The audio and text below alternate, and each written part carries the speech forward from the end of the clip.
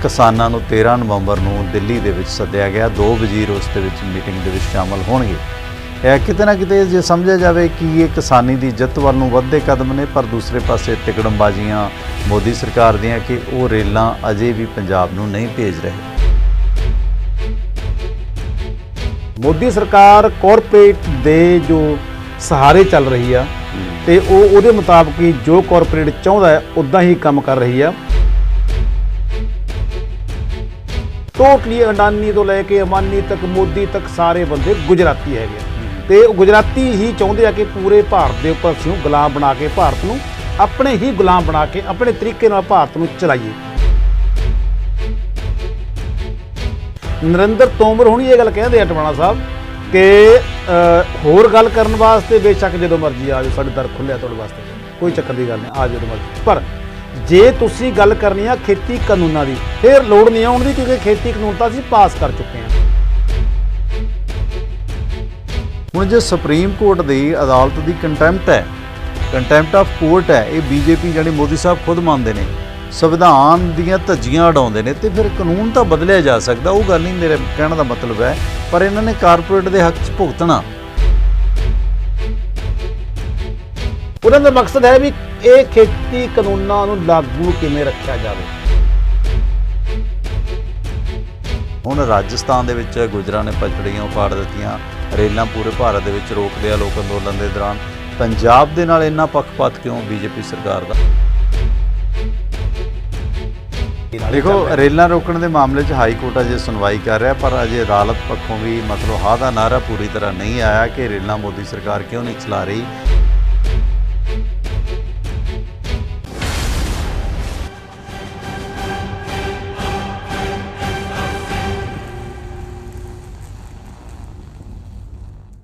सत श्री अकाल, सलाम अरे सारे देश विदेश के दानिशमंद दर्शकों को जो इस वक्त जुड़े ने अकाल चैनल के प्रोग्राम सच दा सामना दे नाल। मैं तुहाडा दोस्त परमिंदर सिंह टवाणा अज दे इस प्रोग्राम दे विच अपने नाल शामिल ने पटियाला तो पंजाबी ट्रिब्यून के प्रतिनिधि ते लेखक गुरनाम सिंह अकीदा जी। सत श्री अकाल, स्वागत है आप जी का। सत श्री अकाल टवाणा साहब, सत श्री अकाल सारे ही दर्शकों का जी, धन्यवाद तुहाडा सारा, मेहरबानी।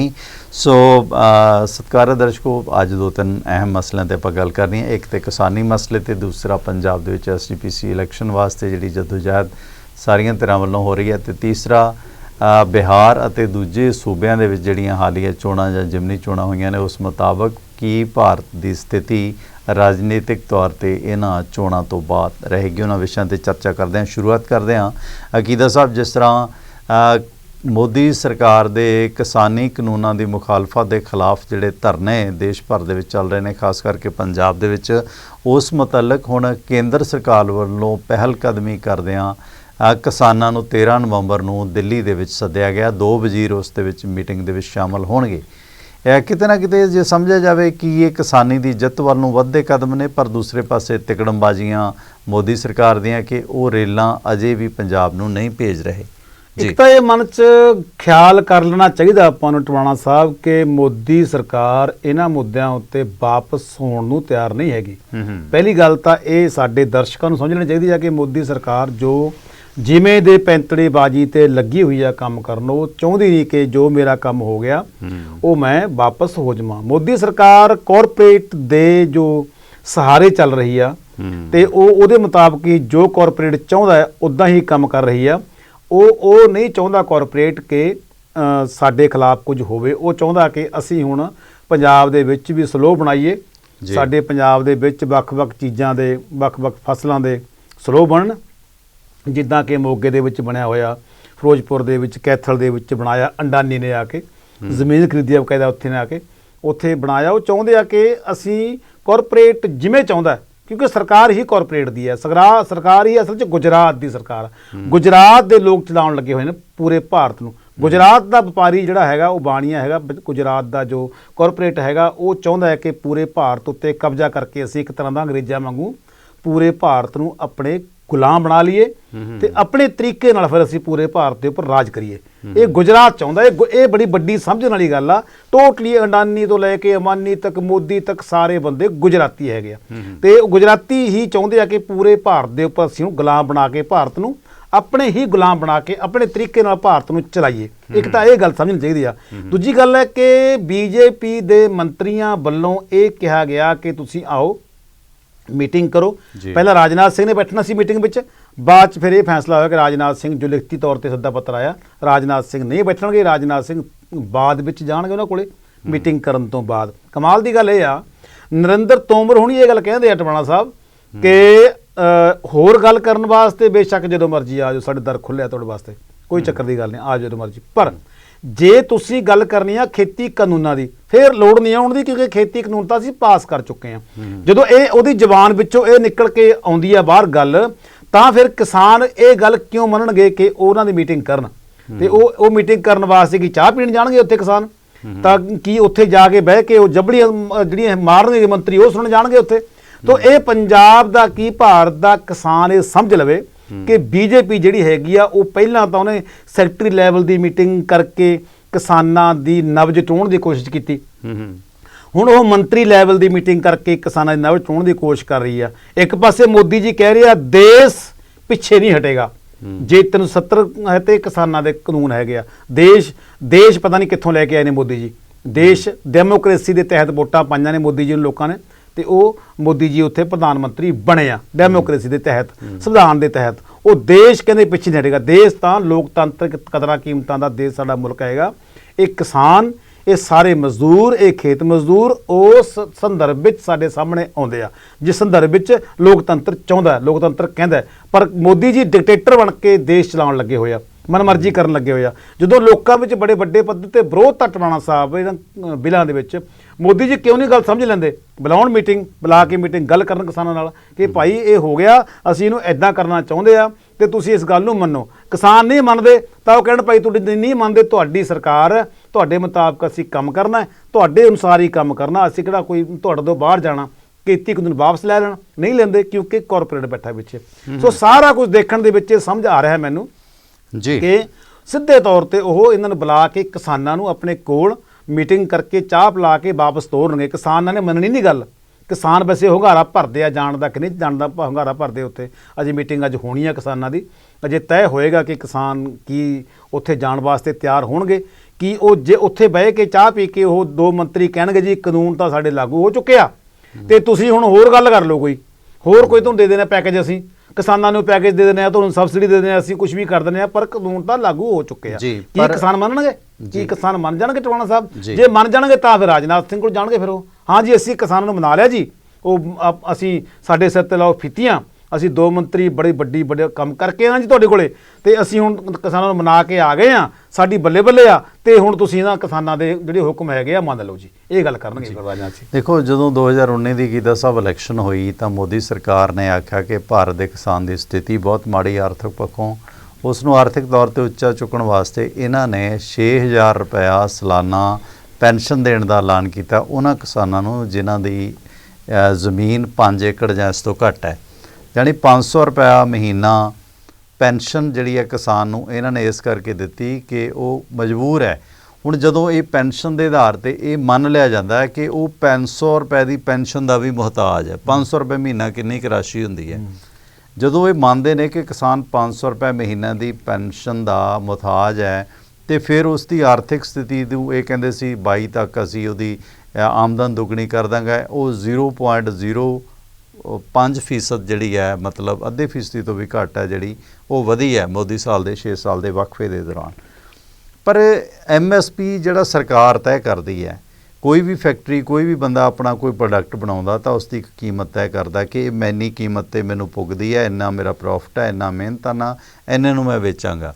ਹੁਣ ਕਿਸਾਨ ਦੀ ਜਿਣਸ ਦੀ ਕੀਮਤ ਹੈ ਜਿਹੜੀ ਉਹ MSP ਦੇ ਰੂਪ 'ਚ ਕੇਂਦਰ ਸਰਕਾਰ ਤੈਅ ਕਰਦੀ ਹੈ, ਅਤੇ ਵਕਤੀ ਤੌਰ 'ਤੇ ਜ਼ੁਬਾਨੀ ਕਲਾਮੀ BJP ਅਤੇ ਉਹਦੇ ਹੁਕਮਰਾਨ ਭਾਈਵਾਲ ਵੀ, ਅਕਾਲੀ ਦਲ ਵੀ ਪਹਿਲਾਂ ਮੰਨਦਾ ਸੀ ਕਿ ਅਸੀਂ MSP ਖ਼ਤਮ ਨਹੀਂ ਹੋਣ ਦੇਵਾਂਗੇ, ਪਰ ਉਹਨੂੰ ਲਿਖਤੀ ਤੌਰ 'ਤੇ ਇੱਕੋ ਹੀ ਮੇਰਾ ਖਿਆਲ ਮਾਦਾ। ਦੇਖੋ, ਜ਼ਰੂਰੀ ਵਸਤਾਂ ਦੀ ਜਿਹੜੀ ਸਾਂਭ ਸੰਭਾਲ ਹੈ, ਜਿਹੜੇ ਬਾਕੀ ਕਾਨੂੰਨ ਨੇ ਉਹ ਤਾਂ ਕਿਸੇ ਵੀ ਹਾਲਤ 'ਚ ਵਾਪਸ ਨਹੀਂ ਹੋਣਗੇ, ਤਾਂ ਸਪਸ਼ਟ ਹੈ।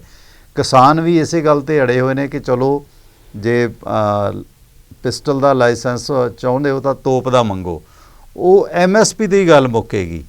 MSP ਕਿਸੇ ਕੰਡੀਸ਼ਨ ਦੇ ਵਿੱਚ ਪੰਜਾਬ ਅਤੇ ਹਰਿਆਣਾ ਨੂੰ ਲਾਗੂ ਕੀਤੀ ਜਾ ਸਕਦੀ ਹੈ, ਕਿਉਂਕਿ ਪਹਿਲਾਂ ਵੀ ਦੇਸ਼ ਦੇ ਵਿੱਚ ਕਿਸੇ ਵੀ ਫਸਲ ਦਾ MSP ਨਹੀਂ ਮਿਲਦਾ। ਸਿਰਫ ਪੰਜਾਬ, ਹਰਿਆਣਾ ਤੇ ਮੱਧ ਪ੍ਰਦੇਸ਼ ਨੂੰ ਕਣਕ ਝੋਨੇ ਦਾ ਥੋੜਾ MSP ਮਿਲਦਾ, ਤੇ ਜਦੋਂ ਪਹਿਲਾਂ ਮਿਲਦਾ ਸੀ ਬਾਕੀ ਸੂਬਿਆਂ ਨੂੰ ਪਹਿਲਾਂ ਵੀ ਨਹੀਂ ਸੀ ਮਿਲਦਾ, ਤੇ ਹੁਣ ਵੀ MSP ਲਿਖਤੀ ਤੌਰ ਤੇ ਦੇਣ 'ਚ ਮੋਦੀ ਸਾਹਿਬ ਦੀ ਕਿੱਡੀ ਕੁ ਵੱਡੀ ਹੇਠੀ ਹੈ ਜਾਂ ਕਿੱਡਾ ਕੁ ਸੰਵਿਧਾਨਕ ਸੰਕਟ ਹੈ, ਇਹ ਤਾਂ ਕਰ ਸਕਦੇ ਨੇ। ਨਹੀਂ ਉਹ ਕਿਉਂ ਨਹੀਂ? ਖੇਤੀ ਕਾਨੂੰਨ ਵਾਪਸ ਕਿਉਂ ਹੋ ਸਕਦੇ ਜੀ? ਕੀ ਉਹ ਕਿਸੇ ਉੱਥੇ ਜਿਹੜਾ ਬੈਠਾ ਮੋਦੀ ਸਾਹਿਬ ਕਿਤੇ ਉਹ ਡਿਕਟੇਟਰ ਹੈਗੇ ਨੇ ਭਾਰਤ ਦੇ? ਲੋਕਤੰਤਰਿਕ ਕਾਰਪੋਰੇਟ ਦੇਖੋ ਕਾਨੂੰਨ ਤਾਂ ਬਹੁਤ ਵਾਪਸ ਹੋ ਸਕਦੇ ਨੇ। ਹੁਣ ਦੇਖੋ ਸੁਪਰੀਮ ਕੋਰਟ ਤੋਂ ਵੱਡਾ ਤਾਂ ਕੋਈ ਸੰਸਥਾ ਨਹੀਂ। ਜਦੋਂ ਸਬਰੀਮਾਲਾ ਮੰਦਿਰ ਹੈ, ਜਿੱਥੇ ਸਦੀਆਂ ਤੋਂ ਉਹ ਔਰਤ ਜਿਹੜੀ 10 ਸਾਲ ਤੋਂ ਵੱਡੀ ਹੈ, 55 ਸਾਲ ਤੋਂ ਛੋਟੀ ਹੈ, ਜਿਹਨੂੰ ਮਾਸਿਕ ਧਰਮ ਆਉਂਦਾ ਹੈ, ਉਹ ਔਰਤ ਉਸ ਤੇ ਮੰਦਿਰ 'ਚ ਦਾਖਲ ਨਹੀਂ ਹੋ ਸਕਦੀ। ਬੜੀ ਲੰਮੀ ਸੁਣਵਾਈ ਤੋਂ ਬਾਅਦ, ਜਿਸ ਤਰ੍ਹਾਂ ਦੇਸ਼ ਦੇ ਭਾਵੇਂ ਬਾਬਾ ਬਾਲਕ ਨਾਥ ਦਾ ਮੰਦਿਰ ਹੈ, ਸ਼ਨੀ ਸ਼ਿਗਨਾਪੁਰ ਹੈ, ਹਾਜੀ ਅਲੀ ਦਰਗਾਹ ਹੈ, ਜਿੱਥੇ ਔਰਤਾਂ ਨੂੰ ਉਹ ਮਨੂ ਸਿਮਰਤੀਆਂ ਮੁਤਾਬਕ ਜਾਣ ਤੋਂ ਰੋਕਿਆ ਗਿਆ ਸੀ ਕਿ ਇਹ ਪਵਿੱਤਰ ਨੇ, ਤੇ ਉਸ ਕਾਨੂੰਨ ਦੇ ਤਹਿਤ ਸੁਪਰੀਮ ਕੋਰਟ ਨੇ ਸਬਰੀਮਾਲਾ ਮੰਦਿਰ 'ਚ ਔਰਤਾਂ ਨੂੰ ਜਾਣ ਦਾ ਰਾਈਟ ਦੇ ਦਿੱਤਾ। ਇਹ ਕਾਨੂੰਨ ਬਣ ਗਿਆ।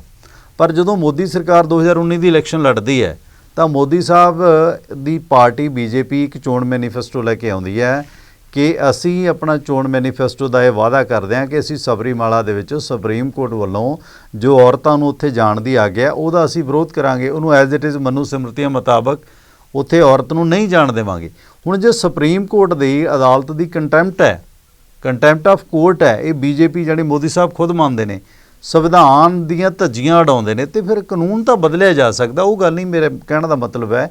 ਪਰ ਇਹਨਾਂ ਨੇ ਕਾਰਪੋਰੇਟ ਦੇ ਹੱਕ 'ਚ ਭੁਗਤਣਾ। ਜੇ ਸਬਰੀਮਾਲਾ ਦਾ ਫੈਸਲਾ ਸੁਪਰੀਮ ਕੋਰਟ ਦਾ ਇਹ ਰੱਦ ਕਰ ਸਕਦੇ ਨੇ ਭਾਜਪਾ ਵਾਲੇ, ਤਾਂ ਇਹ ਕਾਨੂੰਨ ਨੂੰ ਵੀ ਰੱਦ ਕਰ ਸਕਦੇ ਨੇ, ਪਰ ਕਰਨਗੇ ਨਹੀਂ। ਪਰ ਮੇਰੇ ਕਹਿਣ ਦਾ ਮਤਲਬ ਸੀ ਕਿ MSP ਤਾਂ ਪੂਰੇ ਦੇਸ਼ 'ਚ ਲਾਗੂ ਸੀਗਾ, ਪਰ ਫਿਰ ਵੀ ਨਹੀਂ ਸੀ ਮਿਲ ਰਿਹਾ। ਪੰਜਾਬ ਨੂੰ ਆਲਰੇਡੀ ਮਿਲਦਾ ਸੀ, ਹੁਣ ਵੀ ਮਿਲ ਰਿਹਾ, ਤੇ ਇਹਨਾਂ ਨੇ ਮਿਲਣ ਦਾ ਵਾਅਦਾ ਵੀ ਕੀਤਾ ਕਿ ਮਿਲਦਾ ਰਹੂ। ਪਰ ਪੰਜਾਬ ਨੂੰ, ਕਿਉਂਕਿ ਆਰਥਿਕ ਤੌਰ ਤੇ ਪੰਜਾਬ ਦੀ ਰੀੜ੍ਹ ਦੀ ਹੱਡੀ ਇਹਨਾਂ ਨੇ ਤੋੜਨੀ, RSS ਨੇ ਸਿੱਖੀ ਦੀ ਰੀੜ੍ਹ ਦੀ ਹੱਡੀ ਤੋੜਨੀ ਹੈ, ਤੇ ਇਹ ਇਸੇ ਕਾਰਨ ਹੀ ਵਾਪਸ ਲੈ ਰਹੇ ਜਾਂ ਕੋਈ ਹੋਰ ਵੀ ਕਾਰਨ ਹੈ? ਨਹੀਂ ਕਾਰਨ ਤਾਂ ਇੱਕੋ ਹੀ ਹੈ ਨਾ ਜੀ। ਦੇਖੋ ਆਪਾਂ ਨੇ ਨਾ ਗੱਲ ਸਿੱਧੇ ਤੌਰ ਤੇ ਮੈਂ ਇਹ ਗੱਲ ਕਹਿਣਾ ਚਾਹੁੰਦਾ ਕਿ ਭਾਰਤ ਵਿੱਚ ਇਸ ਵੇਲੇ ਜਿਹੜਾ MSP ਦਾ ਜੋ ਪੰਜਾਬ ਦਾ ਹੈਗਾ ਕਾਰਨ ਬੜਾ ਵੱਡਾ ਹੈਗਾ, ਉਹ ਇਹ ਖੇਤੀ ਦੇ ਕਾਨੂੰਨ ਹੈਗੇ ਆ। ਇਹਨਾਂ ਦੇ ਵਿੱਚ ਜੇ ਤਿੰਨੇ ਕਾਨੂੰਨਾਂ ਦੇ ਉੱਪਰ ਥੋੜੀ ਜਿਹੀ ਗੱਲ ਵੀ ਕਰ ਲਈਏ ਆਪਾਂ, ਇੱਕ ਕਾਨੂੰਨ ਤਾਂ ਬੜਾ ਹੀ ਖਤਰਨਾਕ ਹੈਗਾ। ਇੱਕ ਤਾਂ MSP ਵਾਲਾ ਹੋ ਗਿਆ। MSP ਮਨਮਰਜ਼ੀ ਦੇ ਕਿਤੇ ਮਰਜ਼ੀ ਵੇਚ ਸਕਦਾ ਕਿਸਾਨ ਆਪਣੀ ਫਸਲ, ਤਾਂ ਉਹ ਫਿਰ MSP ਨਹੀਂ ਹੈਗੀ। ਆਪਣੀ ਮਨਮਰਜ਼ੀ ਨਾਲ ਮਹਿੰਗੀ ਵੇਚ ਸਕਦਾ ਉਹ। ਜੇ ਫਰਜ਼ ਕਰ ਲਓ ਕਣਕ ਚਾਹੇ ਉਹ ਤਾਂ ਜੇ ਚਾਹੇ ਤਾਂ 2500 ਰੁਪਏ ਕੁਇੰਟਲ ਵੇਚ ਸਕਦਾ। ਜੇ ਮੱਧ ਪ੍ਰਦੇਸ਼ ਦੀ ਕੁਇੰਟਲ ਪੰਜਾਬ ਦੇ ਵਿੱਚ 3000 ਰੁਪਏ ਕੁਇੰਟਲ ਵਿਕਦੀ ਆ, ਇੱਦਾਂ ਉਹ ਇੱਥੇ ਪੰਜਾਬ ਦੀ ਕਣਕ ਵਧੀਆ ਉਗਾ ਕੇ ਵੱਧ ਵੀ ਮਹਿੰਗੀ ਵੇਚ ਸਕਦਾ। ਇੱਕ ਤਾਂ ਇਹ ਗੱਲ ਹੈਗੀ ਆ। ਇਹਦਾ ਮਤਲਬ ਇਹ ਆ ਕਿ ਉਹ ਕਿਸਾਨ ਨੂੰ ਚਾਹੂਗਾ ਕਾਰਪੋਰੇਟ ਕੇ ਤੇਰੀ ਕਣਕ ਭਾਈ ਠੀਕ ਨਹੀਂ ਹੈਗੀ, ਪਾਏਦਾਰ ਨਹੀਂ ਹੈਗੀ, ਦਾਣਾ ਕਾਲਾ ਹੈਗਾ, ਤੇ 1000 ਰੁਪਏ ਰੇਟ ਦੇਵਾਂਗੇ ਅਸੀਂ, ਤਾਂ ਮਨਮਰਜ਼ੀ ਦਾ ਕਰ ਲਿਆ ਕੰਮ। ਤੇ ਉਹਨੂੰ ਕਰਕੇ ਸਟੋਰ ਤੇ ਸੋਧ ਕੇ ਕਣਕ ਨੂੰ ਉਹਦੇ ਵਿੱਚੋਂ ਮਾੜਾ ਬੀਜ ਕੱਢ ਕੇ ਉਹ 4-5000 ਰੁਪਏ ਕੁਇੰਟਲ ਵੇਚੇਗਾ, ਜਾਂ ਫਿਰ 100 ਰੁਪਏ ਕੁਇੰਟਲ ਕਿਲੋ ਆਟਾ ਕਰਕੇ ਵੇਚੇਗਾ ਉਹ। ਅਗਲੀ ਗੱਲ ਆ ਗਈ ਵੀ ਸਟੋਰ ਕਰਨ ਦੀ, ਜਿਹੜਾ ਕਿ ਭੰਡਾਰੀ ਕਰਨ ਹੈਗਾ, ਜਮਾਖੋਰੀ ਜਿਹੜੀ ਵਪਾਰੀਆਂ ਦੀ, ਉਹ ਹੈਗੀ ਆ ਜਿਹੜੀ ਖਾਦ ਪਦਾਰਥ ਹੈਗੇ ਆ। ਹੁਣ ਤੁਸੀਂ ਅਚਾਨਕ ਦੇਖੋ ਟਵਾਣਾ ਸਾਹਿਬ ਕਿ 20% ਦਾਲਾਂ ਦਾ ਰੇਟ 3 ਦਿਨਾਂ ਵਿੱਚ ਵੱਧ ਗਿਆ। 20% ਦਾਲਾਂ ਦਾ ਰੇਟ, ਜਿਹੜੀ ਦਾਲ ਦਾ 80 ਰੁਪਏ ਸੀਗੀ ਉਹ 100 ਤੱਕ ਪਹੁੰਚ ਗਈ ਆ। ਤੇ ਉਹ ਕਿਉਂ ਵੱਧ ਗਿਆ? ਕਿਉਂਕਿ ਉਹ ਸਰਕਾਰਾਂ ਦੇ ਵਿੱਚ ਦੇ ਨਾਲ ਮਿਲੀ ਭੁਗਤ ਕਰਕੇ ਜੋ ਭੰਡਾਰੀ ਕਰਨ, ਜੋ ਜ਼ਖੀਰੇਬਾਜ਼ੀ ਕਰਦੇ ਆ, ਜੋ ਜਮਾਖੋਰੀ ਕਰਦੇ ਆ, ਉਹ ਬੰਦੇ ਸਰਕਾਰਾਂ ਨਾਲ ਮਿਲ ਚੁੱਕੇ ਆ। ਫੈਸਟੀਵਲ ਸੀਜ਼ਨ ਆ, ਦੀਵਾਲੀ ਆ, ਲੋਕਾਂ ਨੇ ਖਰੀਦਣੇ ਨਾ ਦਾਲ ਵੇਸਣ, ਇਹ ਹੋ ਗਿਆ। ਤੇ ਨਾਲ ਦੀ ਨਾਲ ਅਚਾਨਕ ਹੀ ਤੁਹਾਡਾ ਪਿਆਜ਼ ਦਾ ਰੇਟ ਵੱਧ ਜਾਂਦਾ ਹੈ। ਉਹ ਪਿਆਜ਼ ਦਾ ਰੇਟ ਤੁਹਾਡਾ 15 ਰੁਪਏ ਕਿਲੋ ਤੋਂ ਚੱਕ ਕੇ 100 ਰੁਪਏ ਤੱਕ ਪਹੁੰਚ ਜਾਂਦਾ ਹੈ। ਆਲੂ ਦਾ ਰੇਟ ਤੁਹਾਡਾ ਨਾਲ ਦੀ ਨਾਲ ਵੱਧ ਜਾਂਦਾ ਹੈ। ਉਹ ਕਿਉਂ ਵੱਧਦਾ? ਕਿਉਂਕਿ ਇਹ ਜ਼ਖੀਰੇਬਾਜ਼ ਜਿਹੜੇ ਹੈਗੇ ਆ ਉਹਨਾਂ ਵਾਸਤੇ ਖੁੱਲ੍ਹ ਦੇਤੀ ਉਹਨਾਂ ਨੇ। ਇੱਕ ਕਾਨੂੰਨ ਇਹ ਬਣਾ ਦਿੱਤਾ ਉਹਨਾਂ ਨੇ, ਕੋਈ ਬੰਦਾ ਵੀ ਜ਼ਖੀਰਾ ਇਕੱਠਾ ਕਰ ਸਕਦਾ ਹੈ। ਕਿੱਡੀ ਵੱਡੀ ਗੱਲ ਆ ਇਹ, ਜਿਹੜੀ ਜਿਸ ਜੋ ਐਂਟੀ ਨੈਸ਼ਨ, ਐਂਟੀ ਕਾਨੂੰਨ, ਐਂਟੀ ਸੰਵਿਧਾਨ ਹੈਗਾ ਜਿਹੜਾ ਮੁੱਦਾ ਕਿ ਕੋਈ ਬੰਦਾ ਭੰਡਾਰੀਕਰਨ ਨਹੀਂ ਕਰ ਸਕਦਾ ਕਦੇ ਵੀ। ਕੋਈ ਬੰਦਾ ਵੀ ਵਾਧੂ ਜ਼ਖੀਰਾ ਆਪਣੇ ਘਰੇ ਰੱਖ ਨਹੀਂ ਸਕਦਾ। ਜਿੱਦਾਂ ਕਿ ਬਿਹਾਰ ਤੋਂ ਲਿਆਂਦੀ ਜੀਰੀ ਇੱਥੇ ਕਿਸੇ ਬੰਦੇ ਨੇ, ਉਹ ਇੱਥੇ ਬਿਹਾਰ ਘੱਟ ਰੇਟ ਤੇ ਲਿਆ ਕੇ ਇੱਥੇ ਵੱਧ ਰੇਟ ਤੇ ਵੇਚਣ ਵਾਸਤੇ ਕੰਮ ਕਰ ਰਿਹਾ ਸੀ, ਉਹ ਫੜਿਆ ਗਿਆ ਬੰਦਾ, ਜ਼ਖੀਰੇਬਾਜ਼ ਸੀਗਾ, ਫੜਿਆ ਗਿਆ, ਤੇ ਉਹਦੇ ਖਿਲਾਫ ਕੇਸ ਦਰਜ ਹੋ ਗਿਆ। ਹੁਣ ਇਹ ਕਾਨੂੰਨ ਆ, ਇਸ ਨੂੰ ਵੀ ਰੱਦ ਕਰ ਰਿਹਾ ਇਹ ਖੇਤੀ ਕਾਨੂੰਨ।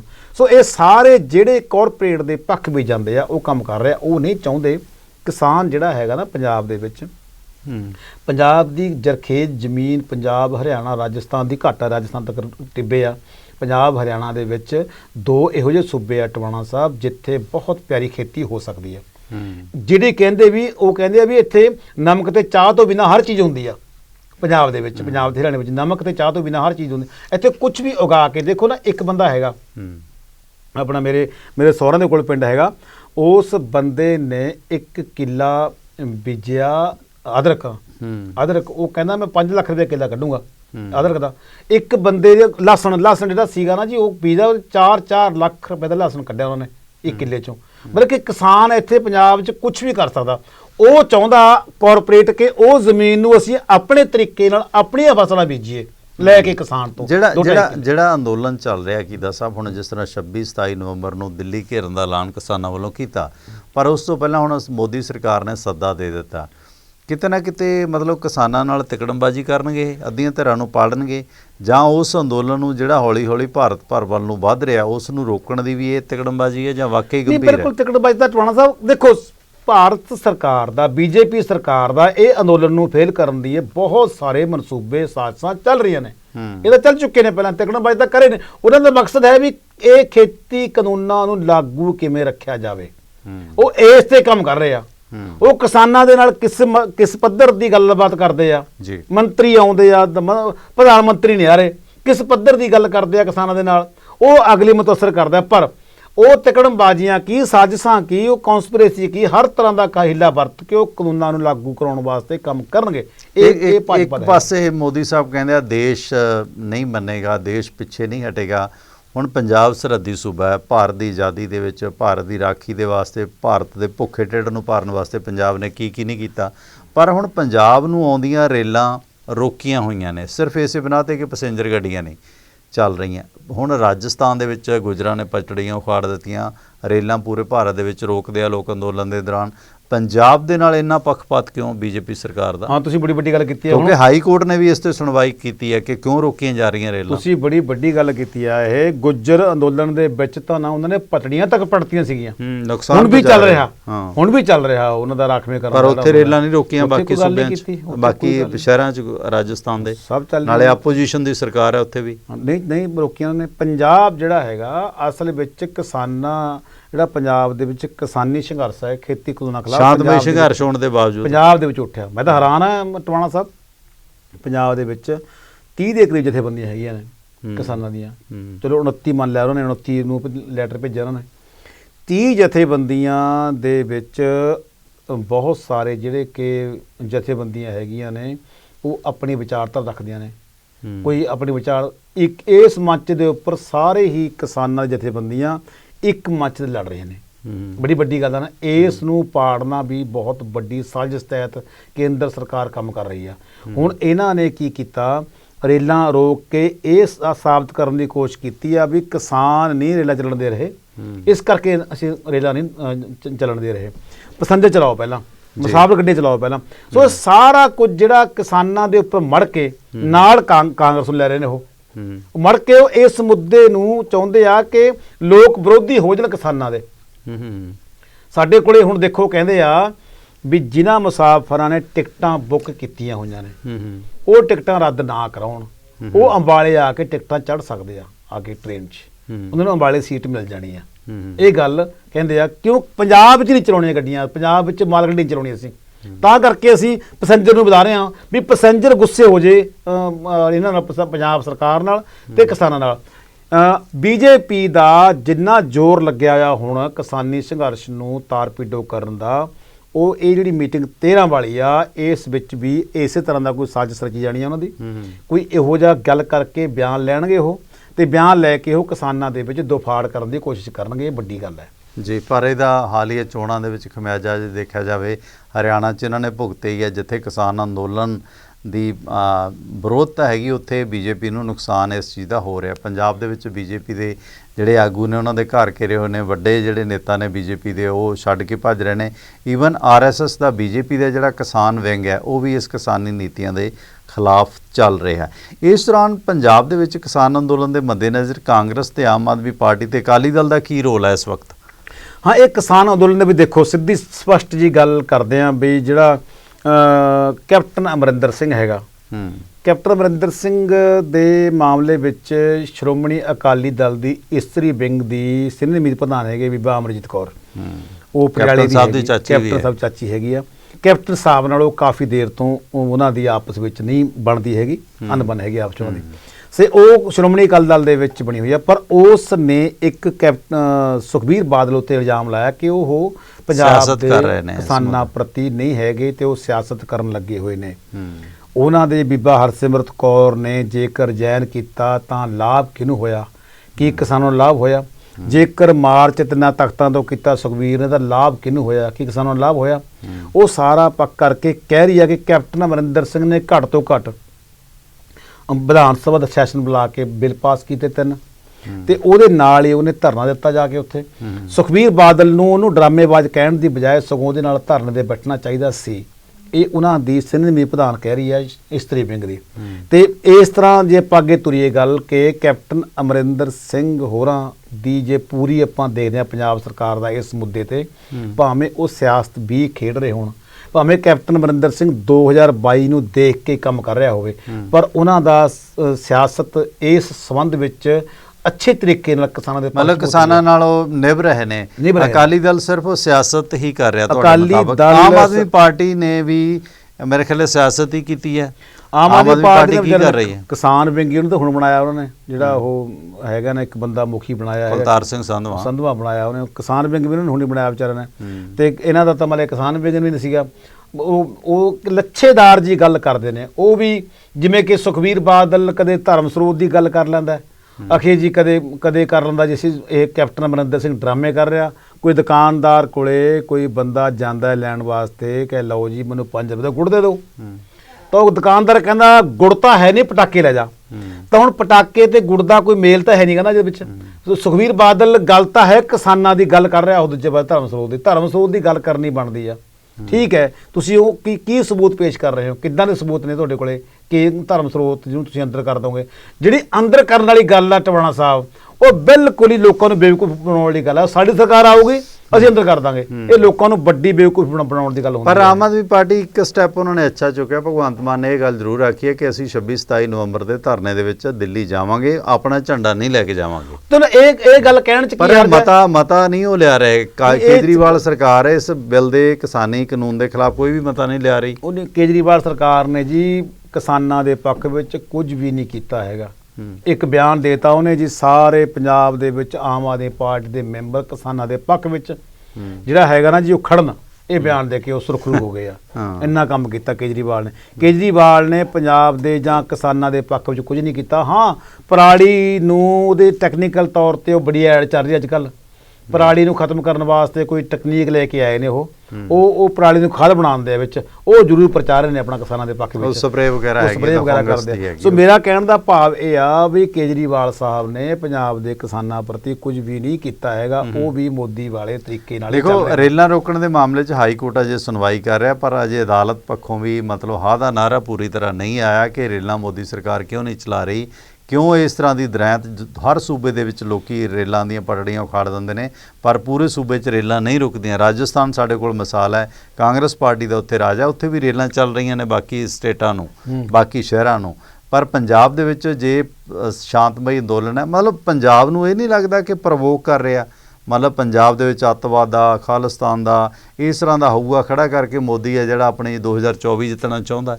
ਜੇ 2024 ਤਾਂ ਜੇ ਦੂਰ ਦੀ ਗੱਲ ਆ ਟਵਾਣਾ ਸਾਹਿਬ, ਇਹਨਾਂ ਨੇ 2022 ਨੂੰ ਵੀ ਕੋਸ਼ਿਸ਼ ਕੀਤੀ ਹੋਈ ਆ ਵੀ ਅਸੀਂ ਜਿੱਤੀਏ ਇੱਥੇ। ਜੇਕਰ ਅਸੀਂ ਕਾਂਗਰਸੀ ਬੁਲਾਰਿਆਂ ਦੀ ਗੱਲ ਨੂੰ ਮੰਨ ਲੈਂਦੇ ਆ ਜਾਂ ਕੁਝ ਲੋਕਾਂ ਨੂੰ ਲਗਾਏ ਦੋਸ਼ਾਂ ਨੂੰ ਮੰਨ ਲੈਂਦੇ ਆ ਕਿ ਬੀਜੇਪੀ EVM ਨੂੰ ਯੂਜ਼ ਕਰ ਰਹੀ ਆ ਜਿੱਤਣ ਵਾਸਤੇ, ਪੰਜਾਬ ਦੇ ਵਿੱਚ ਜੇ ਫਰਜ਼ ਕਰ ਲਓ ਕਿਸਾਨਾਂ ਦੇ ਪੱਖ ਵਿੱਚ ਉਹ ਫੈਸਲਾ ਕਰ ਲੈਂਦੇ ਆ, ਸਾਰੇ ਕਾਨੂੰਨ ਵਾਪਸ ਕਰ ਦਿੰਦੇ ਆ ਤੇ ਵਾਅਦਾ ਲੈ ਲੈਂਦੇ ਆ ਵੀ ਤੁਹਾਨੂੰ ਅਸੀਂ ਦੇਵਾਂਗੇ ਟਿਕਟਾਂ। ਪੰਜਾਬ ਦੇ ਵਿੱਚ ਕਿਸਾਨਾਂ ਨੂੰ ਕਹਿ ਦਿੰਦੇ ਆ ਉਹ ਤੁਹਾਨੂੰ ਟਿਕਟ ਦੇਵਾਂਗੇ ਅਸੀਂ, ਤੁਸੀਂ ਹਲਕਾ 'ਚ ਵੋਟਾਂ ਲੜੋ, ਤੁਸੀਂ ਆਪਣੇ ਹੱਕ ਆਪ ਲਓ, ਆਪ ਆਪਣੀ ਸਰਕਾਰ ਬਣਾਓ ਤੇ BJP ਦੇ ਝੰਡੇ ਬਣਾਓ। ਤਾਂ ਜੇ ਕਿਸਾਨ ਇਸ ਗੱਲ ਨੂੰ ਮੰਨ ਲੈਂਦੇ ਆ ਤਾਂ ਪੰਜਾਬ 'ਚ BJP ਸਰਕਾਰ ਬਣ ਸਕਦੀ ਆ। ਬੜੀ ਵੱਡੀ ਗੱਲ ਆ ਇਹ ਗੇਮ। ਇਹੋ ਜਿਹੇ ਗੇਮਾਂ BJP ਖੇਡ ਸਕਦੀ ਆ ਪੰਜਾਬ ਦੇ ਵਿੱਚ, ਇਹ ਬੜੀ ਵੱਡੀ ਗੱਲ। ਪਰ ਜੋ BJP ਨੇ ਹੁਣ ਪੰਜਾਬ ਨਾਲ ਇੰਨਾ ਕੁਝ ਕੀਤਾ, ਮੈਨੂੰ ਨਹੀਂ ਲੱਗਦਾ ਕਿ BJP ਦੇ ਨਾਂ ਤੇ ਜੇ ਨਵਜੋਤ ਸਿੰਘ ਸਿੱਧੂ ਕੋਈ ਵੀ ਜੇ BJP ਦੇ ਨਾਂ ਤੇ ਖੜਦਾ ਵੋਟ ਨਹੀਂ ਪੈਣੀ। ਕੀਤਾ ਸਾਹਿਬ ਲੋਕ ਅੰਦਰੋਂ ਅੰਦਰ ਹੀ ਦੁਖੀ ਨੇ। ਟਵਾਣਾ ਸਾਹਿਬ ਕਾਹਨੂੰ ਤੁਸੀਂ ਪਿੱਛੇ ਫਿਰਦੇ ਹੋ? ਪੰਜਾਬ ਦੇ ਵਿੱਚ ਲੋਕ ਚੌਧਰਾਂ ਦੇ ਭੁੱਖੇ ਹੈਗੇ ਆ। ਮੈਂ ਕਹਿੰਦਾ ਤੁਹਾਨੂੰ ਦੇਖੋ ਵੀ ਜੇ ਬੀਜੇਪੀ ਹਜਾ ਕੰਮ ਕਰ ਦੇਵੇ ਬੜੇ ਦੁਨੀਆ ਭੱਜੀ ਫਿਰੇਗੀ ਸਾਨੂੰ ਟਿਕਟ ਦਿਓ ਜੀ। ਮੋਦੀ ਦੀ ਬੱਲੇ ਬੱਲੇ ਕਰ ਦੇਣਗੇ, ਕੋਈ ਦੀਨ ਮਜ਼ਹਬ ਨਹੀਂ ਹੈ। ਕਾਹਦਾ ਕੀ ਸਿਸਟਮ ਆ? ਪਹਿਲਾਂ ਹੁੰਦਾ ਸੀ, ਸਿਧਾਂਤ ਹੁੰਦੇ ਸੀਗੇ ਜੀ ਸਿਆਸੀ ਪਾਰਟੀਆਂ ਸਿਆਸੀ ਲੋਕਾਂ ਦੇ ਵੀ ਇਹ ਬੰਦੇ ਪਾਰਟੀ ਨਾਲ ਨਹੀਂ ਲੱਗਣਾ ਸੀ। ਅੱਛਾ, ਸਿਧਾਂਤ ਦੀ ਧਰਮ ਦੀ ਗੱਲ ਕਰੀਏ ਤਾਂ ਭਾਈ ਰਣਜੀਤ ਸਿੰਘ ਦੀ ਅਗਵਾਈ ਦੇ ਵਿੱਚ ਜਿਹੜਾ ਪੰਥਕ ਲਹਿਰ ਚੱਲ ਰਹੀ ਆ, ਰਵਿੰਦਰ ਸਿੰਘ ਜੋ ਕਿ ਪੁਰਾਣੇ ਅਕਾਲੀ ਨੇ, ਰਵਿੰਦਰ ਸਿੰਘ 1920 ਵਾਲੇ, ਸੁਖਦੇਵ ਸਿੰਘ ਢੀਂਡਸਾ, ਬ੍ਰਹਮਪੁਰਾ, ਇਹ ਸਾਰੀਆਂ ਧਿਰਾਂ ਇਕੱਠੀਆਂ ਹੋਈਆਂ ਨੇ ਬਾਦਲ ਦਲ ਦੇ ਖਿਲਾਫ ਐਸਜੀਪੀਸੀ ਇਲੈਕਸ਼ਨ ਲੜਨ ਵਾਸਤੇ, ਜਿੱਤਣ ਵਾਸਤੇ। ਕੀ ਸਥਿਤੀ ਹੈ ਪੰਥ ਦੀ? ਨਹੀਂ, ਮੇਰੀ ਗੱਲ ਸੁਣੋ ਟਵਾਣਾ ਸਾਹਿਬ, ਆਪਣੇ ਦਰਸ਼ਕ ਵੀ ਇਸ ਗੱਲ ਨੂੰ ਬੜੇ ਤਵੱਜੋ ਨਾਲ ਦੇਖ ਰਹੇ ਹੋਣਗੇ, ਸੁਣ ਰਹੇ ਹੋਣਗੇ ਵੀ ਇਹ ਕੀ ਗੱਲ ਹੋਣੀ ਆ। ਦੇਖੋ 5 ਧਿਰਾਂ ਨੇ ਇਹ। ਇੱਕ ਹੈਗੀ ਆ ਭਾਈ ਰਣਜੀਤ ਸਿੰਘ ਜਥੇਦਾਰ ਅਕਾਲ ਤਖਤ ਸਾਹਿਬ, ਸਾਬਕਾ ਜਥੇਦਾਰ। ਇੱਕ ਹੈਗੇ ਨੇ ਸਾਡੇ ਰਣਜੀਤ ਸਿੰਘ ਬ੍ਰਹਮਪੁਰਾ। ਇੱਕ ਹੈਗੇ ਨੇ ਸਾਡੇ ਜਿਹੜੇ ਡੈਮੋਕ੍ਰੈਟਿਕ ਦੇ ਢੀਂਡਸਾ ਸਾਹਿਬ। ਇੱਕ ਹੈਗੇ ਨੇ ਰਵਿੰਦਰ ਜੀ। ਇੱਕ ਹੈਗੇ ਨੇ ਸਰਬਜੋਤ ਸਿੰਘ ਬੇਦੀ ਸਾਹਿਬ। ਸਰਬਜੋਤ ਸਿੰਘ ਬੇਦੀ, ਭਾਈ ਰਣਜੀਤ ਸਿੰਘ, ਤੇ ਤੀਜੇ ਹੈਗੇ ਨੇ 1920 ਰਵਿੰਦਰ ਸਿੰਘ। ਇਹ ਤਿੰਨ ਤਾਂ ਡਾਂਗ ਚੱਕੀ ਫਿਰਦੇ ਹੁੰਦੇ ਆ ਹਮੇਸ਼ਾ ਹੀ, ਸ਼੍ਰੋਮਣੀ ਅਕਾਲੀ ਦਲ ਦੇ ਬਾਦਲ ਉੱਪਰ ਠਾਹ ਮਾਰ ਦਿੰਦੇ ਆ। ਉਹ ਜਿੱਥੇ ਉਹਨੂੰ ਮੌਕਾ ਪੈਂਦਾ ਵੀ ਠਾਹ ਮਾਰ ਦਿੰਦੇ ਆ, ਬਿਆਨ ਦੇ ਦਿੰਦੇ ਆ। ਤਿੰਨ ਤਾਂ ਪੱਕੇ ਨੇ। ਹੁਣ ਤਿੰਨਾਂ ਦੇ ਵਿੱਚੋਂ ਜਿਹੜੇ 2 ਵਿੱਚ ਰਲੇ ਨੇ ਉਹ ਸ਼੍ਰੋਮਣੀ ਅਕਾਲੀ ਦਲ ਵਿੱਚੋਂ ਨਿਕਲ ਗਏ ਨੇ। ਬ੍ਰਹਮਪੁਰਾ ਦਾ ਜ਼ੋਰ ਸ਼ੋਰ ਹੈਗਾ ਅੰਮ੍ਰਿਤਸਰ ਦੇ ਵਿੱਚ, ਮੰਨਣ ਵਾਲੀ ਗੱਲ ਹੈ। ਢੀਂਡਸਾ ਦਾ ਜ਼ੋਰ ਸ਼ੋਰ ਹੈਗਾ ਸੰਗਰੂਰ ਦੇ ਵਿੱਚ, ਮੰਨਣ ਵਾਲੀ ਗੱਲ ਹੈ। ਪਰ ਪੰਜਾਬ ਦੇ ਵਿੱਚ ਤੁਸੀਂ ਕਿਵੇਂ ਸੰਭਾਲੋਗੇ? ਅਸਲ ਵਿੱਚ ਸ਼੍ਰੋਮਣੀ ਗੁਰਦੁਆਰਾ ਪ੍ਰਬੰਧਕ ਕਮੇਟੀ ਵੋਟਾਂ ਨਾਲ ਬਣਦੀ ਆ। ਪ੍ਰਕਾਸ਼ ਸਿੰਘ ਬਾਦਲ ਨੂੰ ਕਹਿੰਦੇ ਅਸੀਂ ਪਛਾੜ ਦਿਆਂਗੇ ਜੀ। ਕਿੱਦਾਂ ਪਛਾੜ ਦੂੰ? ਪ੍ਰਕਾਸ਼ ਸਿੰਘ ਬਾਦਲ ਮੁਸ਼ਕਿਲ ਹੈ। ਮਤਲਬ ਉਸ ਇਨਸਾਨ ਨੇ ਪੰਜਾਬ ਦੇ ਵਿੱਚ ਸ਼੍ਰੋਮਣੀ ਕਮੇਟੀ ਦਾ ਕਾਡਰ ਇਸ ਤਰੀਕੇ ਨਾਲ ਬਣਾਇਆ ਹੋਇਆ ਕਿ ਪਿੰਡ ਪੱਧਰ ਤੇ ਉਹਨਾਂ ਦੇ ਲੋਕ ਬੈਠੇ ਆ, ਸ਼੍ਰੋਮਣੀ ਕਮੇਟੀ ਮੈਂਬਰ ਕੰਮ ਕਰ ਰਹੇ ਆ, ਉਹਨਾਂ ਦੇ ਕਾਡਰ ਕੰਮ ਕਰ ਰਿਹਾ ਇੱਕ ਮੌਜੂਦਾ ਤੌਰ ਤੇ ਸ਼੍ਰੋਮਣੀ ਕਮੇਟੀ ਦੇ ਵਿੱਚ ਕੰਮ ਉਹ ਲੋਕਾਂ ਦੇ ਨਾਲ ਮਿਲ ਵਰਤਨ ਰੱਖਿਆ ਹੋਇਆ ਤੇ ਉਹ ਵੋਟਾਂ ਬਣਾਉਂਦੇ। ਉਹਨੂੰ ਵੋਟਾਂ ਬਣਾਉਣ ਦਾ ਪਤਾ ਉਹਨਾਂ ਨੂੰ ਵੀ ਇਹ ਵੋਟ ਕਿੱਥੇ ਭੁਗਤਣੀ ਆ। ਉਹਨਾਂ ਨੇ ਤਾਂ ਉੱਥੇ ਪ੍ਰਕਾਸ਼ ਸਿੰਘ ਬਾਦਲ ਦੇ ਪਿੰਡ ਲੰਬੀ ਵਿੱਚ ਪ੍ਰਵਾਸੀ ਮਜ਼ਦੂਰਾਂ ਦੇ ਵੋਟਾਂ ਭੁਗਤਾਤੇ ਸੀ ਸ਼੍ਰੋਮਣੀ ਕਮੇਟੀ ਦੇ ਵਿੱਚ। ਮੈਂ ਕਹਿਣ ਦਾ ਭਾਵ ਇਹ ਆ ਵੀ ਪ੍ਰਕਾਸ਼ ਸਿੰਘ ਬਾਦਲ ਬਣਦਾ ਕੁਝ ਨਜ਼ਰ ਨਹੀਂ ਆਉਂਦਾ। ਬਣਦਾ ਪਰ ਜੇਕਰ ਇਹ ਪਿੰਡ ਪੱਧਰ ਤੇ ਕੰਮ ਕਰਨ, ਵੋਟਾਂ ਬਣਾਉਣ ਦਾ ਕੰਮ ਸਿਲਸਿਲਾ ਜਾਰੀ ਕਰਨ, ਵੋਟਾਂ ਵਾਲੇ ਪਾਸੇ ਆਉਣ, ਨਾ ਕਿ ਬਿਆਨ ਦੇ ਕੇ ਘਰੇ ਬਹਿ ਕੇ ਏਸੀ ਕਮਰਿਆਂ ਵਿੱਚ ਜਾਂ ਵੈਸੇ ਪ੍ਰੈਸ ਕਾਨਫਰੰਸ ਕਰਕੇ ਤੁਰ ਪੈਂਦੇ ਆ, ਉਹਦੇ ਨਾਲ ਇਹ ਪੰਜੇ ਧਿਰਾਂ ਕੁਝ ਵੀ ਨਹੀਂ ਕਰ ਸਕਦੀਆਂ। ਪ੍ਰਕਾਸ਼ ਸਿੰਘ ਬਾਦਲ ਨੂੰ ਠਿੱਬੀ ਲਾਉਣਾ ਸ਼੍ਰੋਮਣੀ ਕਮੇਟੀ ਦੇ ਵਿੱਚ ਬਹੁਤ ਔਖਾ ਇਸ ਟਾਈਮ ਜੀ। ਆਪਾਂ ਇੱਕ ਬ੍ਰੇਕ ਲੈਣੇ ਆ, ਕੀ ਦੱਸਾਂ, ਬ੍ਰੇਕ ਤੋਂ ਬਾਅਦ ਇਸੇ ਵਿਸ਼ੇ ਤੇ ਗੱਲ ਹੋਏਗੀ।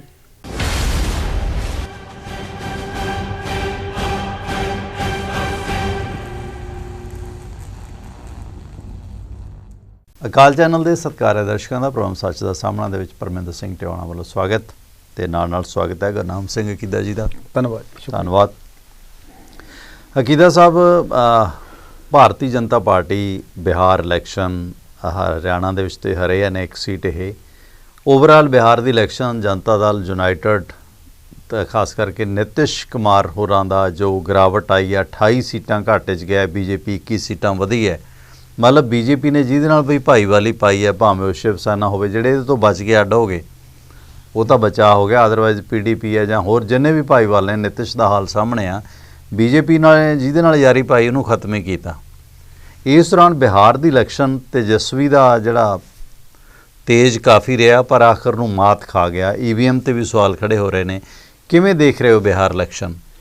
ਬਿਹਾਰ ਇਲੈਕਸ਼ਨ ਦੇ ਵਿੱਚ ਨਾ ਟਵਾਣਾ ਸਾਹਿਬ, ਜਿਹੜਾ ਤਾਂ ਆਪਾਂ ਦੇਖਿਆ ਜਾਵੇ ਤੇਜਸਵੀ ਯਾਦਵ ਜਿਹੜਾ ਹੈਗਾ ਉਹ ਉੱਭਰ ਕੇ ਸਾਹਮਣੇ ਆਇਆ। ਇੱਕ ਬੜੇ ਵੱਖਰੀ ਤਰ੍ਹਾਂ ਦੀ ਪੋਲਿਟਿਕਸ ਕਰਕੇ ਉਹ ਆਇਆ।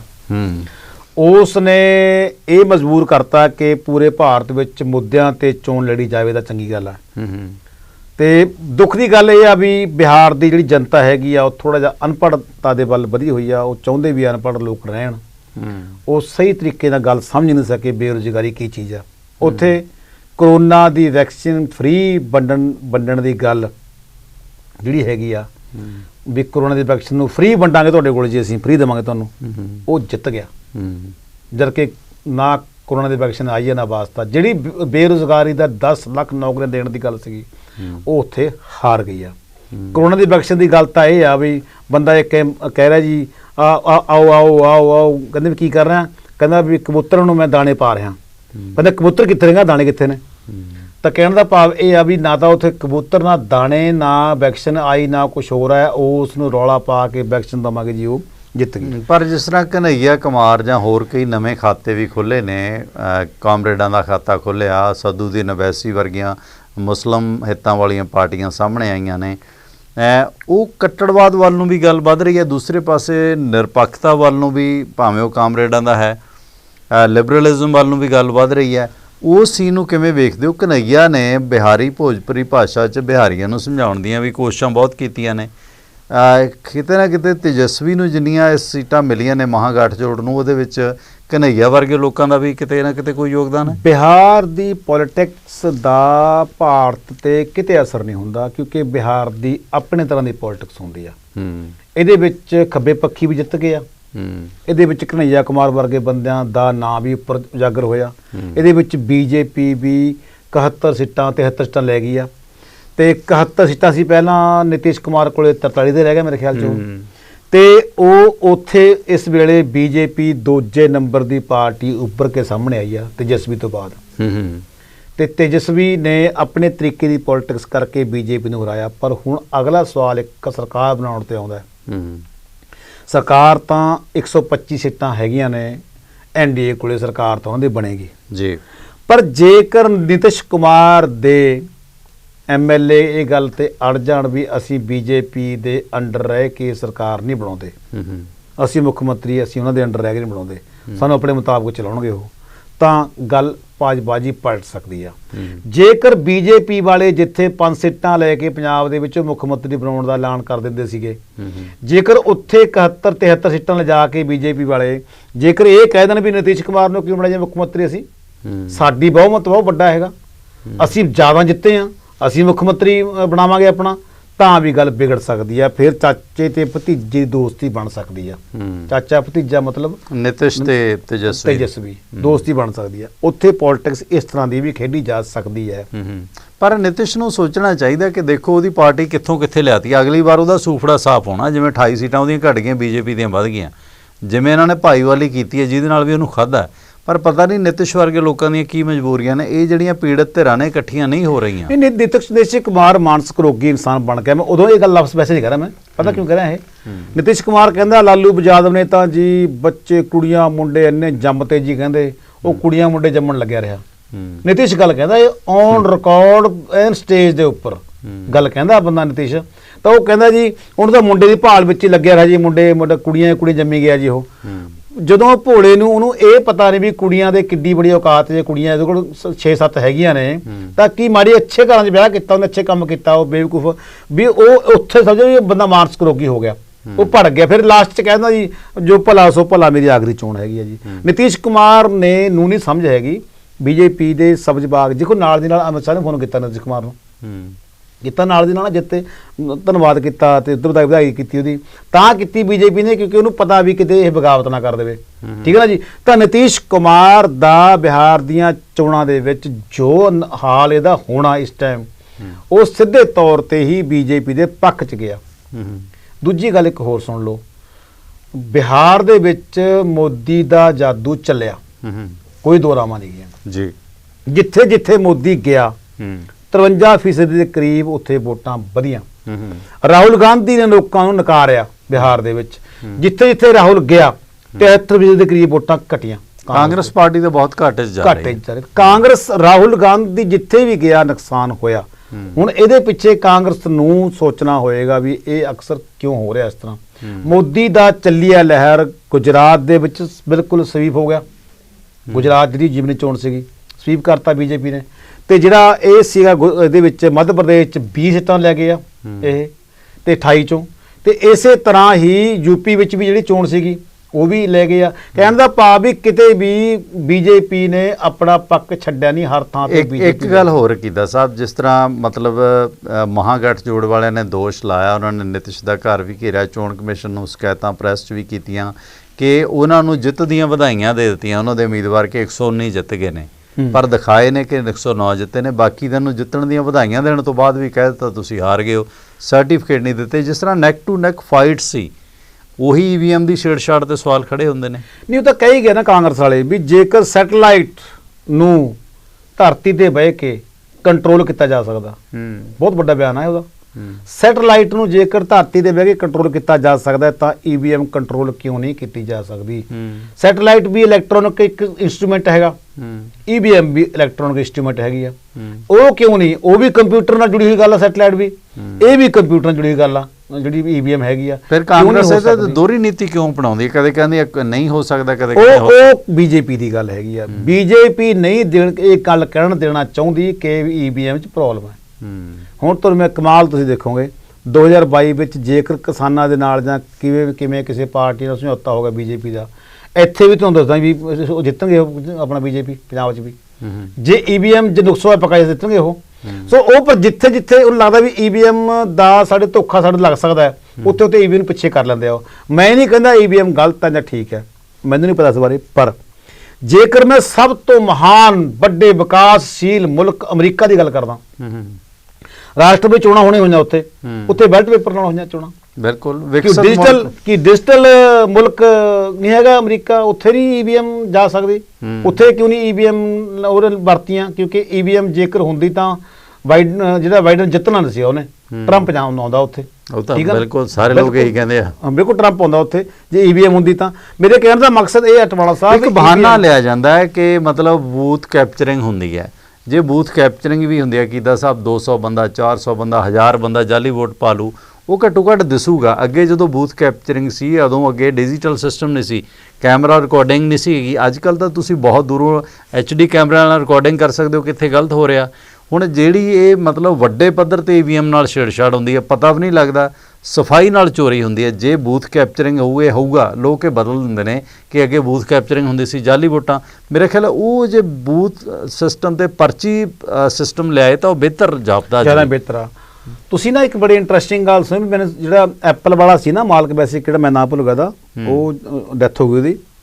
ਉਸ ਬੰਦੇ ਨੇ ਕਦੇ ਵੀ ਆਪਣੇ ਲੈਪਟਾਪ ਦੇ ਉੱਪਰ ਲੱਗੇ ਹੋਏ ਕੈਮਰੇ ਨੂੰ ਖੁੱਲ੍ਹਾ ਛੱਡਿਆ ਉਹਨੇ, ਉਹਦੇ ਪਰਚੀ ਲਗਾ ਰੱਖਦਾ ਜੀ, ਪਰਚੀ ਲੱਗੀ ਉਹਦੀ। ਆਮ ਤੌਰ ਤੇ ਪਰਚੀਆਂ ਲਾਉਂਦੇ ਨੇ ਜਿਹੜੇ ਸਿਆਣੇ ਬੰਦੇ ਆ, ਦੇਸੀ ਤਕਨੀਕ ਹੈ ਬਿਲਕੁਲ, ਪਰਚੀ ਲਾ ਕੇ ਫਿਰ ਲੈਪਟਾਪ ਯੂਜ਼ ਕਰਦੇ ਆ ਉਹ। ਕਿਉਂਕਿ ਇਹ ਬੜੀ ਵੱਡੀ ਤਕਨੀਕ ਹੈ ਇੰਡੀਆ ਦੇ ਵਿੱਚ ਕੀ ਵਿਦੇਸ਼ਾਂ ਵਿੱਚ ਵੀ, ਕਿਸੇ ਬੰਦੇ ਦੇ ਕੰਪਿਊਟਰ ਦਾ ਤੁਸੀਂ ਡਾਟਾ ਚੋਰੀ ਕਰ ਸਕਦੇ ਹੋ। ਇਹ ਬੜੀ ਵੱਡੀ ਤਕਨੀਕ ਆ ਅੱਜ ਦੀ, ਇਹ ਬੜੀ ਵੱਡੀ ਤਕਨੀਕ ਹੈਗੀ ਆ ਵੀ ਕਿਸੇ ਦੇ ਤੁਸੀਂ ਬੈਠੇ ਹੋ, ਤੁਸੀਂ ਉਹ ਕੀ ਕੰਮ ਕਰ ਰਿਹਾ ਬੰਦਾ, ਉਹ ਤੁਸੀਂ ਜਾਇਜ਼ਾ ਲੈ ਸਕਦੇ ਹੋ। ਬਿਲਕੁਲ, ਤੁਸੀਂ ਉਹਦੀ ਫੋਟੋ ਦੇਖ ਸਕਦੇ ਹੋ, ਉਸਦਾ ਪੂਰਾ ਕੰਪਿਊਟਰ ਹੈਕ ਕਰ ਸਕਦੇ ਹੋ। ਇਹ ਹੋ ਚੁੱਕਿਆ ਬਿਨਾਂ ਕਿਸੇ ਗੱਲ ਤੋਂ, ਇੰਟਰਨੈਟ ਜਰੀਏ। ਵੱਡੀ ਗੱਲ ਆ ਨਾ ਇਹ, ਬਿਨਾਂ ਕਿਸੇ ਗੱਲ ਤੋਂ, ਬਿਨਾਂ ਕਿਸੇ ਤਾਰ ਤੋਂ। ਇਹ ਤਾਂ ਹੁਣ ਜਿਹੜੇ ਮਤਲਬ ਮਾਡਰਨ ਟੀਵੀ ਆ ਗਏ, ਕਿੰਨੀਆਂ ਵੀਡੀਓ ਵਾਇਰਲ ਹੋਈਆਂ ਨੇ, ਬੈਡਰੂਮ 'ਚ ਟੀਵੀ ਲੱਗਿਆ ਤੇ ਉਹਨਾਂ ਦੀ ਸਾਰੀ ਕਾਰਵਾਈ ਰਿਕਾਰਡ ਹੋ ਗਈ ਆ। ਇੰਟਰਨੈਟ ਟੀਵੀ ਨੇ ਬਹੁਤ ਪਵਾੜੇ ਪਾਏ ਨੇ। ਮੇਰੇ ਕਹਿਣ ਦਾ ਭਾਵ ਜੇਕਰ ਉਹ ਉਧਰ ਹੋ ਸਕਦਾ ਹੈ ਤਾਂ EVM ਦੇ ਵਿੱਚ ਹੈਕਿੰਗ ਕਿਉਂ ਨਹੀਂ ਹੋ ਸਕਦੀ?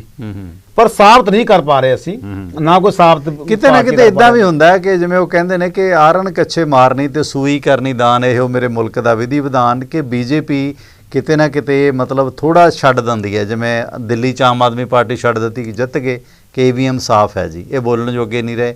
ਦੂਸਰੇ ਪਾਸੇ 7 ਦੀਆਂ 7 ਸੀਟਾਂ ਭਾਜਪਾ ਜਿੱਤ ਜਾਂਦੀ ਹੈ। ਸੋ ਇਸ ਕਰਕੇ ਮਤਲਬ ਥੋੜਾ ਕਿਤੇ ਨਾ ਕਿਤੇ ਛੱਡ ਦਿੰਦੇ ਆ ਸਫਾਈ ਦੇ ਵਾਸਤੇ, ਤੇ ਫਿਰ ਜਦੋਂ ਨੈਸ਼ਨਲ ਇਲੈਕਸ਼ਨ ਹੈ ਉਹ ਜਿੱਤ ਜਾਂਦੀ ਹੈ। ਕਿਉਂਕਿ ਗੱਲ ਤੇ ਨੈਸ਼ਨਲ ਦੀ ਹੈ, ਜਿਹੜੀ ਗੱਲ ਤੁਸੀਂ ਨੂੰ ਪੜੀ ਆ, ਉਹ ਕਹਿੰਦੇ ਆ ਵੀ ਤੁਹਾਨੂੰ ਵਿਧਾਨ ਸਭਾ ਨਾਲ ਕੁਝ ਨਹੀਂ ਲੈਣਾ, ਸਾਡਾ ਹੈ ਕੇਂਦਰ ਸਰਕਾਰ ਦਿੱਲੀ, ਦਿੱਲੀ ਵਿੱਚ ਰਹਾਂਗੇ, ਸੰਵਿਧਾਨ ਲਾਗੂ ਕਰ ਸਕਦੇ ਹਾਂ। ਇੱਕ ਰਾਸ਼ਟਰ ਵੱਲ ਨੂੰ ਵਧ ਰਹੇ ਨੇ, RSS ਏਜੰਡਾ ਹਿੰਦੂਤਵ ਵੱਲ ਵਧ ਰਹੇ ਨੇ। ਤੁਸੀਂ ਨਾ ਟਾਈਮ ਘੱਟ ਆਪਣੇ ਕੋਲੇ, ਪੰਜਾਬ ਦੇ ਵਿੱਚ ਹੁਣ ਇੱਕ ਸਕੂਲ ਖੋਲ੍ਹਿਆ ਗਿਆ ਪਿੰਡਾਂ ਦੇ ਵਿੱਚ, ਉਹਦਾ ਨਾਂ ਹੈਗਾ ਕੇਂਦਰੀ ਵਿਦਿਆਲਿਆ। ਉਹ ਸਕੂਲ ਦਾ ਨਾਂ ਕੇਂਦਰੀ ਵਿਦਿਆਲਿਆ। ਉਹ ਸਕੂਲ ਦੀ ਫੀਸ ਹੈਗੀ ਹੈ 1 ਸਾਲ ਦੀ 500 ਰੁਪਏ ਇੱਕ ਬੱਚੇ, 1 ਸਾਲ ਦੀ ਫੀਸ 500 ਰੁਪਏ। ਪੜ੍ਹਾਈ ਬੜੀ ਕਮਾਲ ਦੀ ਆ ਉੱਥੇ, ਪਰ ਬੱਚੇ ਨੂੰ ਪੰਜਾਬੀ ਬੋਲਣ ਦੀ ਆਗਿਆ ਨਹੀਂ, ਘਰ ਵਿੱਚ ਵੀ ਸਕੂਲ ਵਿੱਚ ਵੀ। ਉਸ ਬੱਚੇ ਨੇ ਹਿੰਦੀ ਬੋਲਣੀ ਆ ਸਕੂਲ ਵਿੱਚ ਵੀ। ਉਹ ਉਹਨਾਂ ਦਾ ਆਪਣਾ ਸਿਲੇਬਸ ਹੈ, ਆਪਣਾ ਸਿਲੇਬਸ ਪੜ੍ਹਾਉਣ ਲੱਗੇ ਨੇ ਉਹ, ਤੇ ਪੰਜਾਬ ਦੇ ਵਿੱਚ ਵੱਡੇ ਵੱਡੇ ਘਰਾਣੇ ਉਹ ਸਕੂਲਾਂ ਵਿੱਚ ਬੱਚਿਆਂ ਨੂੰ ਪੜ੍ਹਾਉਣ ਲੱਗੇ।